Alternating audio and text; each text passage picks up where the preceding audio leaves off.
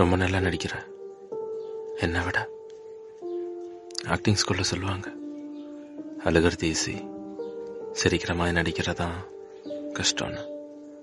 உன்னை பார்க்கும்போது தான் புரியுது. இந்த பிரிவுகள் இருக்கு, அது பசங்களுக்கு ரொம்ப பெரிய வழியை கொடுக்கும். ஆனால் ரொம்ப நாள் இருக்காது. ஆனால் பொண்ணுங்களுக்கு ரொம்ப பெரிய வழியாக இருக்காது, ஆனால் லைஃப் லாங் இருக்கும். இப்பவும் சொல்கிறேன், அவன் உன்னால் மறக்க முடியாது.